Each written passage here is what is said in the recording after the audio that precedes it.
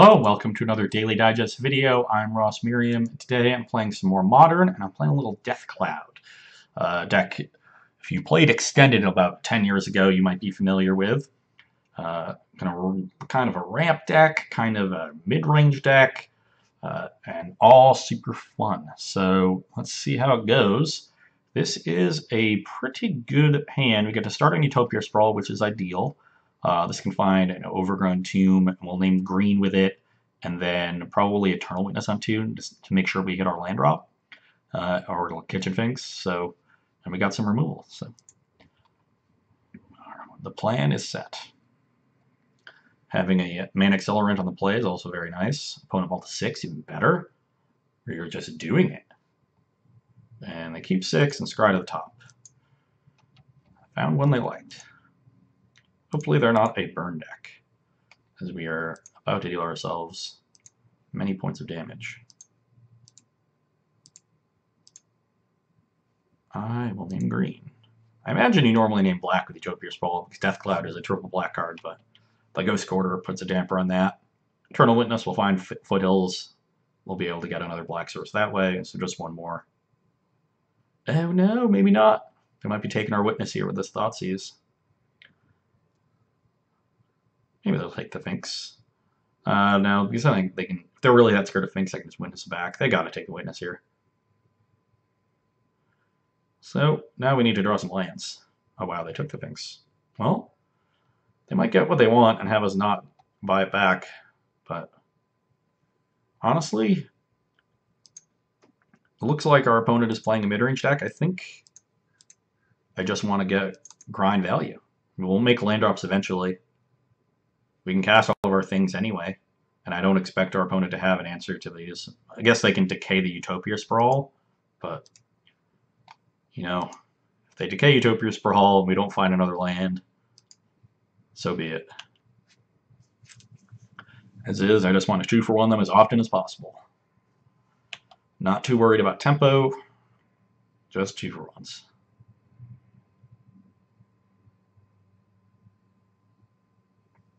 Another Thoughtseize, so get to grab my Finks again. Not bad. We are ahead on cards. This is another discard spell. Raven's Crime.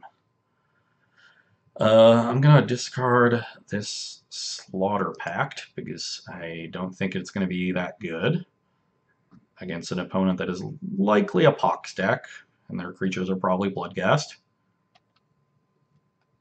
Not even sure I want to cast this Thoughtseize. I probably do. It can take a rack, and then I can kill another one with Decay. I'm going to lose the card anyway. The upside is worth the 2 life.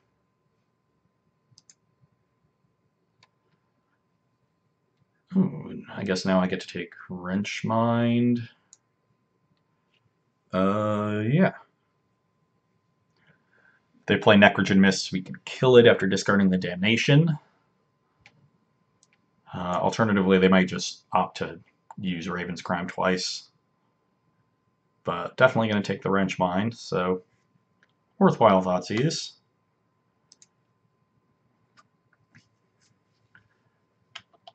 And hopefully we can erase whatever they have off the top of their deck with this Eternal Witness. Yeah, it looks like they're just criming. Well, discard the crappy card in my hand. See if they hold the net onto the Necrogen Mists. Looks like they do. Card they now cannot cast. And isn't very good because I have no hand. Ooh. Do I run the risk of them drawing a land? They can Raven's Crime regardless of what they do, so I'm just going to return the Wooded Foothills here. The bane of their existence, Eternal Witness. Beating a lot of Pox decks in Legacy with Elvish Visionary. Similar idea here. Yes. Play my land. Pass the turn. They're on a 3-turn clock with no opposing clock to speak of. And they do nothing. Ooh, Grave Titan, that's not very good. That'll get Raven's Crimed or Necrogen Mists away. Probably come out when we're sideboarding. This is a matchup that's going to be all about maximizing number of resources. And while casting Grave Titan is basically unbeatable in the matchup, it's virtually impossible to cast. Oh wow. Do they really? I guess this deals damage regardless, but I feel like they should have made me discard it.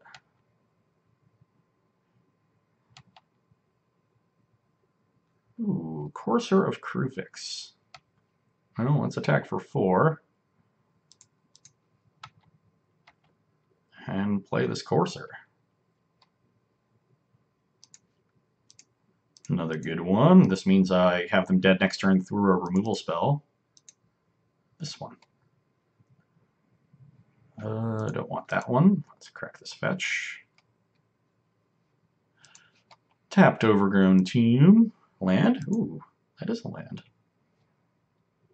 Oh, let this trigger happen.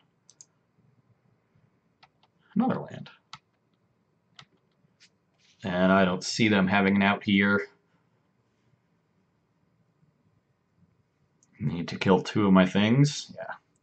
If they spend their turn killing 2 of my things, then I can just cast Grave Titan. Okay. Obstinate Baloth, best card possible. I like Nature's Claim to answer their racks. I don't like any of these expensive cards. I like Ooze as a cheap threat that can also gain a little bit of life. What do I not want? I don't want expensive cards. I just want to...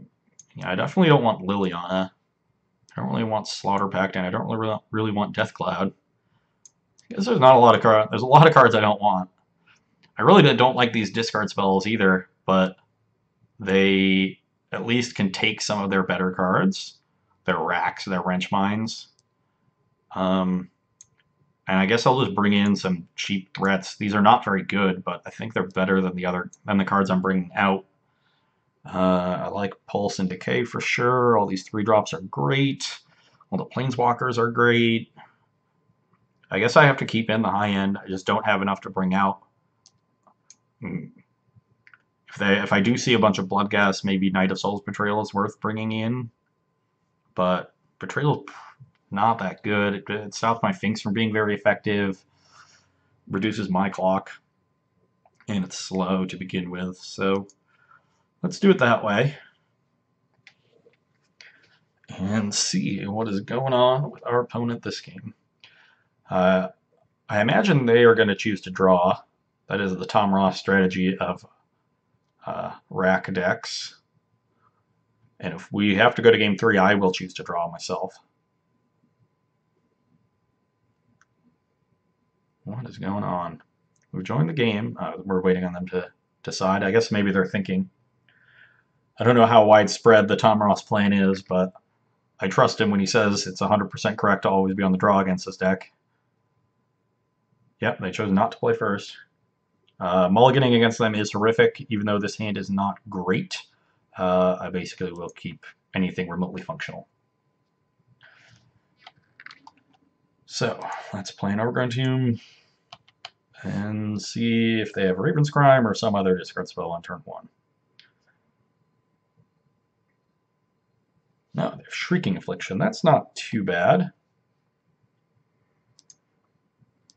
Let's get our clock established with a Scavenging Ooze, and hopefully I can draw a land here.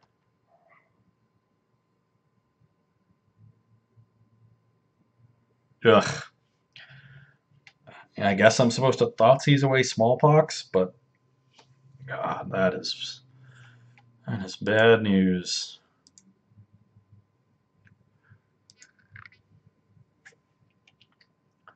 Yeah, probably supposed to Thoughtseize.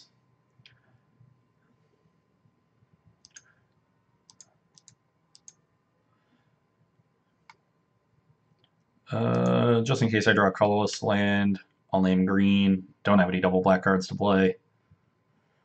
This is not going well.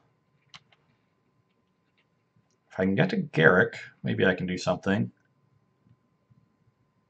No, well, Eternal Witness will probably get Thoughtseize here.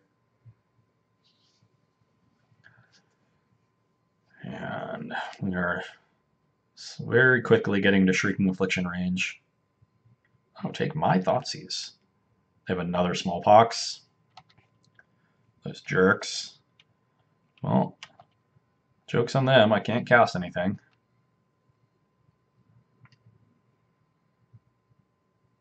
Oh, please don't play Necrogen Miss, whatever that enchantment was. Oh, Jesus. Yep. I'm going to discard this Murderous Cut.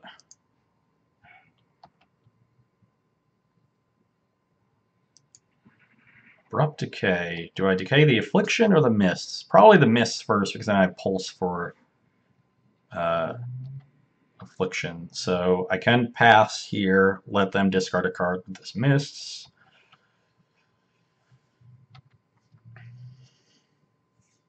I discard a land, unsurprisingly. Relic, that is fine. If I were them, I would just pop this Relic right now. It does make my Eternal Witness worse, but... And let's blow this up. I would like to use my black and green mana to cast my black and green spell. There we go. And let's just get a forest. There's so little need for double black. The card they drew is random, so my read of them possibly having another Smallpox is irrelevant. Do I Eternal Witness here? And if so, what do I get back? So if I Eternal Witness back to land, so I guarantee Garrick next turn, and they have a discard spell, they can take either the Garrick or the Pulse. If I Pulse, I think it's important for me to get a clock going. And I think I just want the decay. Generally, like if you just stop them from killing you, you're gonna win. This deck doesn't really have inevitability. Eventually, I will amass the resources necessary to win. But the Garrick is really tempting with how their hand is situated. I'm just gonna get back to land. This is just accruing a boatload of resources.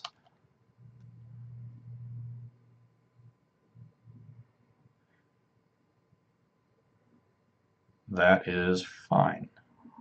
Which of these do I discard? I think I discard the land.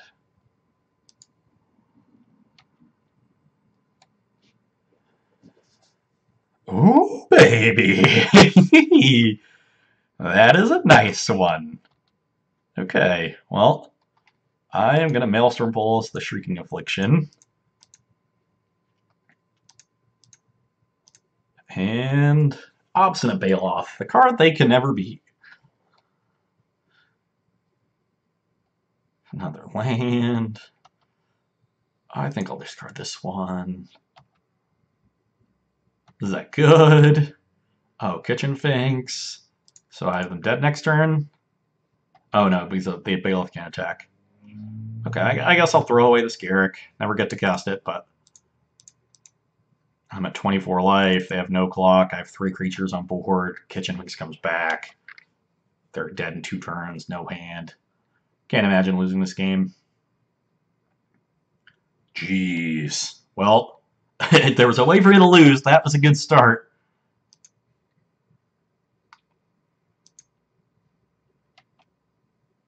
Yeah, absolutely knew I was drawing the land there. Still in very good shape with this Bailoff. Wow, Flaying Tendrils was really good. Okay. I have to draw an answer to this Bailoff. Most of their deck is quite bad. Wow, what did they not cast? That's a good one. Let's get that one into play. So they're next turn, what would they hold in their hand? Oh, sure. Yeah, just some dead discard spell they don't want to spend the time casting. Okay, well, pretty simple matchup there against a sort of budgety Pox deck. I assume they have the next gen miss over Liliana.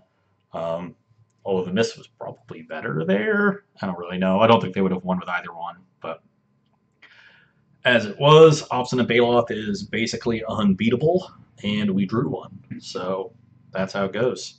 And hope you enjoyed watching that one, and you can come back and see me on Friday. Bye. I said bye.